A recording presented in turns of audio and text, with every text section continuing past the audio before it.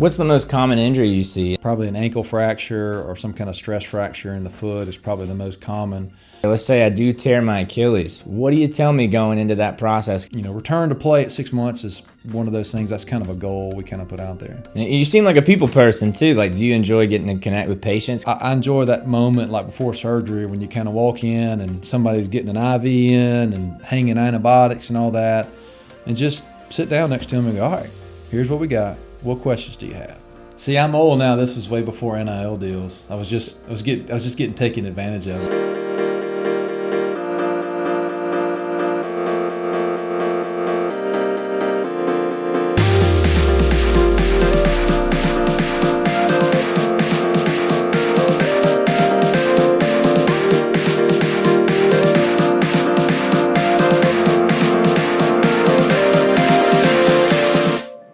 So Dr. Rob Robertson, how are you today? I'm doing well. This is exciting. I know. Yeah, I want to learn about you. So you're a foot and ankle specialist. So what does that entail? That means that I did residency like my other partners, 5 years, and then one of the different subspecialties within orthopedics is foot and ankle. So I did an extra year after residency. Was in Baltimore for a year of doing basically just foot and ankle training for different pathologies that we see kind of essentially from the knee down. In that year in your fellowship training, how is that different from medical school? It's just a little bit more in-depth in one specific area. You might get a little taste of something in residency. You might do a case once or twice, but in that fellowship year, you just do it over and over and over. It's one of the things I like about foot and ankle is within kind of one area of the body, there's a lot of different variety. Even in terms of like the surgical skill sets that I get to do on a daily basis. I do arthroscopy with, scoping joints, different ankles. I do a lot of trauma or fracture care. I do reconstruction. By that, like ankle arthritis that is a consequence of some previous injury, car wreck, those kind of things. I get to do soft tissue procedures with Achilles tendons and tendon transfers. So it's a lot of anatomy in one area, a lot of tendons and different things, and a bunch of different joints in one area, and a lot of different variety and from actual surgeries and different things that we do. What's the most common injury you see, and how can you? Is there anything you can do to kind of prevent that before you end up in an office? I mean, probably from an acute standpoint, I do see a lot of fractures, ankle fractures, calcaneus fractures, all these kind of different bones that people never heard of in the foot. I mean, that a lot of those are from car wrecks, but as many as those higher energy fractures you see from car wrecks, or those you see them from falling off a bunk bed or taking a twist on a curb walking out of church, or you'd be I joke like bunk beds and dogs on leashes.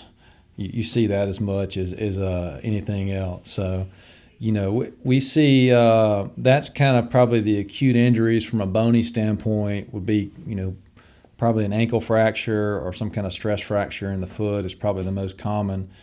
From a soft tissue standpoint, probably Achilles pathology, we would say, is the majority of what you see. So, we talked about going to the gym. The classic Achilles rupture is a guy. How old are you?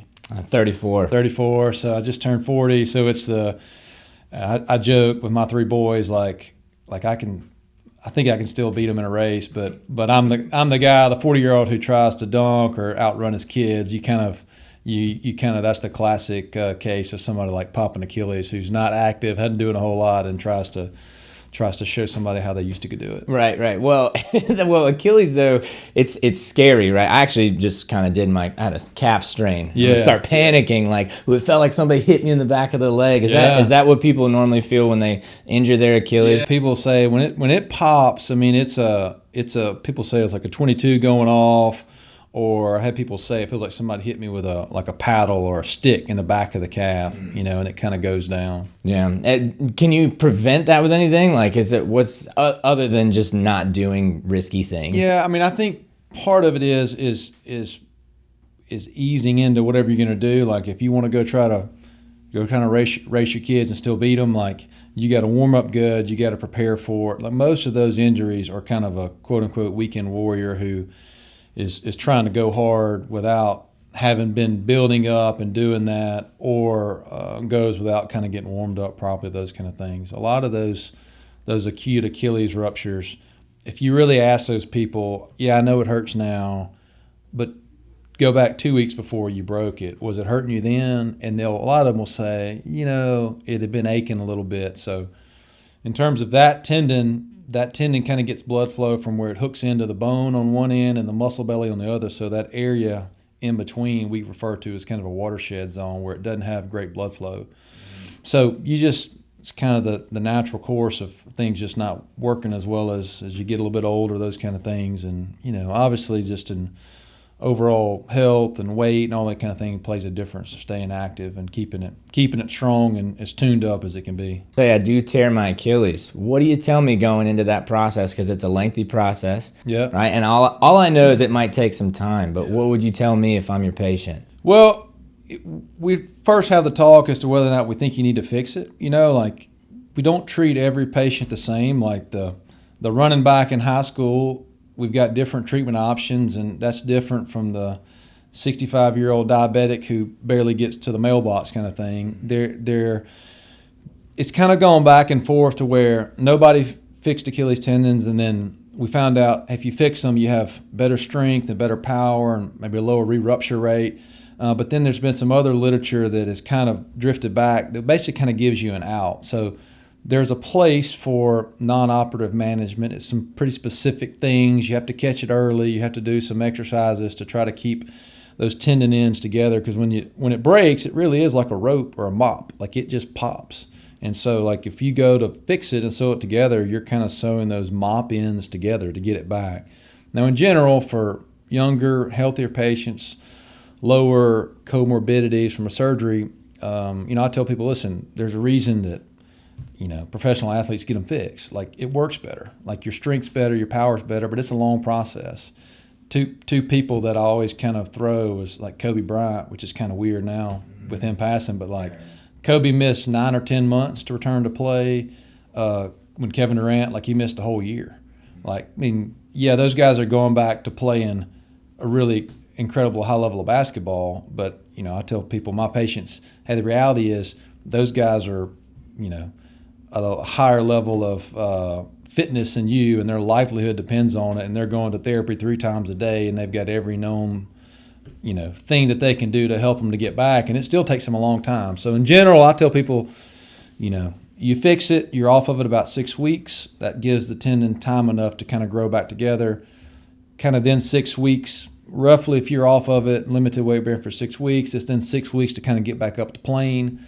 And so that kind of puts you 3 months, and then you kind of got 3 months of like more sport-specific stuff. So, if you're a football player, you're starting to cut, you're doing figure 8 drills, you're starting to do more active stuff. So, return to play at 6 months is one of those things. That's kind of a goal we kind of put out there. At Southern Bone and Joint, right, you have pharmacy, you have physical therapy here. Can you provide all those advantages that maybe an athlete would get in a professional setting? Yeah, I mean that's the good thing about what we have is sort of everything's here from if you show up with, I heard a pop, there's imaging downstairs, there's a surgery center on site to put it back together, there's pharmacy across the waiting room to medicines you need, and therapy's 20 feet down the hall. So like pretty much everything you need in that one area is literally within 30 yards of each other, all directly adjacent to each other. So it's kind of it's a one-stop shop. It helps patients. They, especially in the world we live in, like, and I get it, you come in, you feel a pop, you want to know what's going on. And we typically, if we can't get an MRI scheduled the day or the day after, it's pretty rare. Like, guys and girls downstairs are good. They'll stay late because people want to know. I mean, you kind of want to know what you have so we can figure out the treatment course and kind of get a plan outlined. And then therapy being here is great because either I'm walking by looking through the window, or a therapist can come upstairs. It's not one of those things where you have to go well, let me see if I can get in touch with your doctor, see what you're thinking. This happened at therapy. It's just, hey, stick your head down here, or let me run upstairs and just ask him. He's right there. So it's a benefit. If my ankle hurts, like I actually just recently did a ruck at Camp Shelby, 18 miles, 25-pound ruck, and my ankle still kind of clicks weird when I try and do the cursive alphabet with my toe. Right. So, like, how do I know when to come and see you, when it's an issue? Yeah. 18 miles? Yeah, it was too much. Lose a bet? Yeah. Listen, this is what, I get a lot of questions, whether it's here in clinic or Sunday school at church or the parking lot at Little League base, it clicks, it makes this noise. In general, I'll say, listen, mine click, they pop from time to time. If it's clicking or painful, if it makes a sound that's something that's new after a trauma or an injury, or if it bothers you, if it hurts. A lot of people's joints kind of click and pop, or it's not bothering you. For the most part, clicks and pops and those kind of things, if they're doing it and it doesn't hurt, it's probably just something that's kind of how it is, and it's going to be fine. But there's I tell this all the time, there's value in peace of mind. So sometimes people just need to hear that and need somebody else to I'll see pictures of x-rays from somebody's phone and say, I can look at an x-ray and go, hey, that's going to be fine without surgery. If they want to come into clinic and let's talk about it. And a lot of times people do, because they want to see you in person. They want to let you examine them. And it's a confidence and assurance that comes with that, which is valuable, What's like the most intense foot reconstruction you've ever done? Because just those two words put together, foot and reconstruction, sound really intense to me. Yeah, what I like about foot and ankle is that on a given day, I'll do a small procedure, say on a diabetic patient that has some neuropathy and they have a claw toe deformity and they're having a skin breakdown. A lot of times we can go in, kind of cut the tendon, straighten the toe out. The ulcer heals in 6 weeks. That thing's been there for 2 years, and they've been going to wound care and a little tendon. So a procedure that takes 5 minutes can make a big difference. But in terms of what I do, I also might do some other kind of procedure for ankle arthritis or kind of a deformity, a flat foot deformity that might take 2 or 3 hours. So I do a lot of variety, some short, some long, those kind of things. So most of the bigger procedures are post-traumatic in origin, meaning that there's some kind of arthritis from an old fracture or old deformity or those kind of things. And those are the ones that take longer, where you're either fusing a joint or making an osteotomy, a cut to kind of get something realigned, doing an ankle replacement, those kind of things. And you seem like a people person too. Do you enjoy getting to connect with patients? Because that's another thing with surgery. It can be daunting. I come into your exam room, I'm nervous, and you feel like you can connect with people. And I think so. For the most part, people, they appreciate you care. They appreciate that. If you think you can help them, you can tell them. There's times when I think they appreciate you go, man, I don't think there's a great solution to this from our surgical standpoint. We can do a brace, we can do some medicine, we can do this or that. But I do enjoy the process of getting to know people, and you get a sense. Some patients come in, they've got a problem, they've done their research, and at this point I've kind of talk with them enough, and I kind of get a feel. Some people you can sense here's what I got, but I want to do everything there is to not do surgery. So let's talk about that. And then some people come in, whether it's a bunion or Achilles or something, and they say, here's what I got, and you can just get the sense of, I want it fixed. So let's kind of figure out how to be most efficient way to do that. But we do it every day, and if you ask some of my partners who have had procedures done, when the roles are reversed, we definitely get kind of callous to it and forget that, it's because you see people operating on a guy. It's been about a year or so ago. He was in his 60s and super healthy guy, worked in the forestry industry, never been operated on before, nervous as he could be. He just had never ever done it. So we take for granted. So I enjoy kind of those moments. Kind of before surgery, because the patient's coming in and they're putting on a gown, and it's a lot of people involved if you have a surgery, if you think about in terms of, I talk to people about that. There's a lot of, and Leanne will tell you this from the clinic, like there's a check-in girl, there's a girl that does accounts, there's an x-ray tech that takes an x-ray, there's my nurse, there's me. Then you go down to do pre-op testing. You get some equipment, you go see therapy because you're going to have to be non-weight bearing, and then you show up at surgery. There's a check-in person at surgery. There's a pre-op nurse. There's an anesthesiologist. There's a CRNA. And so it's just a lot of stuff going on. So I enjoy that moment like before surgery when you kind of walk in and somebody's getting an IV in and hanging antibiotics and all that, and just sit down next to them and go, all right, here's what we got. What questions do you have? It kind of helps, I think, settle the nerves a little bit because there's so much stuff kind of going on at the same time. And we take that for granted a little bit, I think.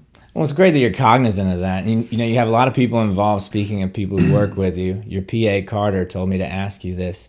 Why is Starkville a better party city than Oxford? So I don't know what that means. I don't know where that came from. So. Well, here's what I would say. I think if you go to the city of Omaha, when you look at Rocco's Jello Shot Challenge for Mississippi State went to the College World Series, and when Ole Miss went, I think that could be disputed a little bit as to who has a better time. Rocco's Jello. So, I know what's up. You played football for Ole Miss. What was that like? That has to be your team captain.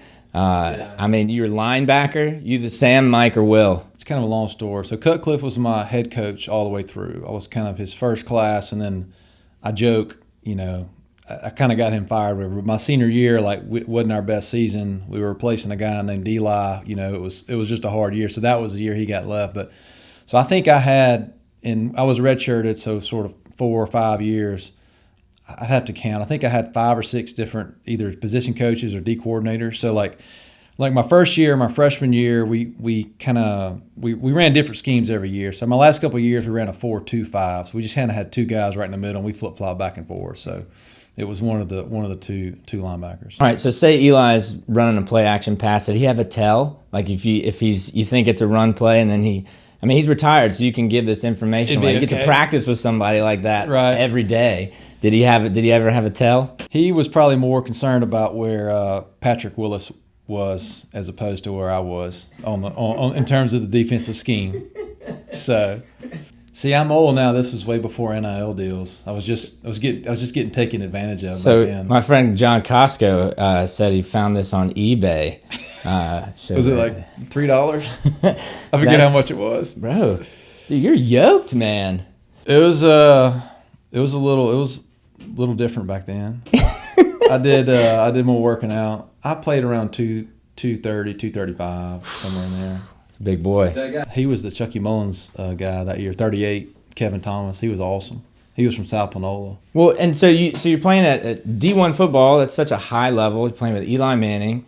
Then you also get a postgraduate scholarship, like one of the few football players to do it, right? Like that's a big deal. Like do you feel like the sports, like the athletics side, helps drive like that pursuit of excellence? Do you use that now in your job today?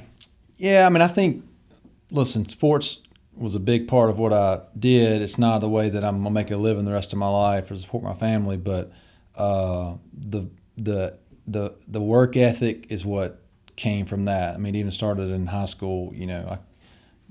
How many miles we pushed a 7-man sled around the practice field in high school, and that's what that and the relationships is what like stays with you even after the competition, those kind of things. So yeah, it's the joke in orthopedics is how'd you get into it? Most of us either were an old jock or tore ACL or got hurt, and so if you look around my partners in my group, most people have like a little athletic bent to do something, and so that competitive nature, factors into everything. So it makes it fun. Yeah, well, I was going to say, you're still kind of involved in sports. My kids, I got 3 kids now that are kind of going into 8th grade, 9th grade, so I get to kind of be around that a little bit from my dad's side of things, and then still compete a little bit at the gym, not a whole lot. Yeah. My wife's big into CrossFit, so once I acknowledge that she's stronger than I am, it's been really freeing.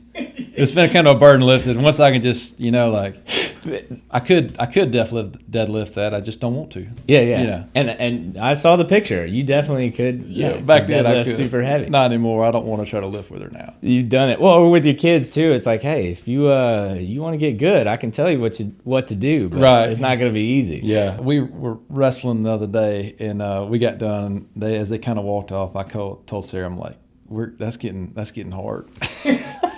My boys are getting bigger, and it's starting to hurt more when I start kind of tying in with them. Pretty soon, I'm just gonna kind of bow out. Yeah. Before I get beat. It's like the Gronkowski household, man. Right. That's fun. Yeah. That's funny. Well, thanks so much for sitting down with me. This was awesome getting to know about you, and I really appreciate it. All right, man. Enjoyed it. It's been fun.